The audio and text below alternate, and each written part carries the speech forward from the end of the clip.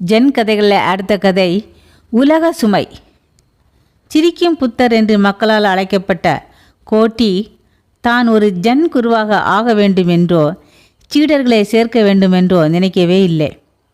தானும் சிரித்து மற்றவர்களையும் சிரிக்க வைத்து அதையே ஒரு தியானம் போல செய்து வந்தார் அவர். எப்போதும் ஒரு பை தோளில் தொங்கிக் கொண்டிருக்கும். அதில் நிறைய இனிப்பு பண்டங்கள் இருக்கும்.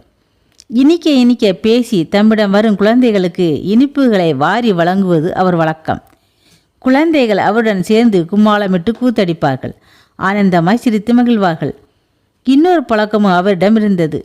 ஜென் தொடர்பானவர் யாரை பார்த்தாலும் கை நீட்டி ஒரு காசு கொடு என்று கேட்பார்.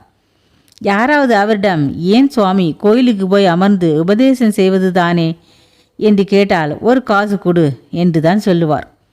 ஒருமுறை அவர் தெரு குழந்தைகளுடன் சிரித்து விளையாடி கொண்டிருந்த போது அந்த பக்கமாக வந்த ஜென் குரு ஒருவர் அவரை பார்த்து ஜென்னின் முக்கியத்துவம் என்ன என்று கேட்டார். கோட்டிஸ் உடனே தாம் தோளில் இருந்த பையை தூக்கி தரையில் போட்டுவிட்டு அமைதியாக நின்றார். அதுதான் அவர் பதில். உடனே அந்த குரு ஜென்னின் நடைமுறை என்ன என்று கேட்டார். கோட்டி கீழே கிடந்த பையை எடுத்து தோளில் போட்டுக்கொண்டு திரும்பி பார்க்காமல் நடந்து சென்றார். அதுதான் அவர் பதில். ஒரு காசு கொடு என்பது உண்மையில் பிச்சை கேட்பது அல்ல. எனக்கு கொடுக்க நீ என்ன வைத்திருக்கிறாய் என்று பொருள். உன்னிடம் இருப்பதை அனைவரிடமும் பங்கு போட்டுக்கொள் என்று பொருள்.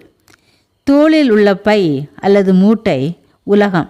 நாம் உலகை சுமந்தே தீர வேண்டி வருகிறது. ஆனால் எந்த நேரத்திலும் அதை தூக்கி எறிய தயாராக இரு என்பது அவர் செயலில் காட்டினார். ஓயாமல் சிரிக்கும் புத்தர் தத்துவ விசாரணை வந்தபோது மௌன குரு ஆனார்.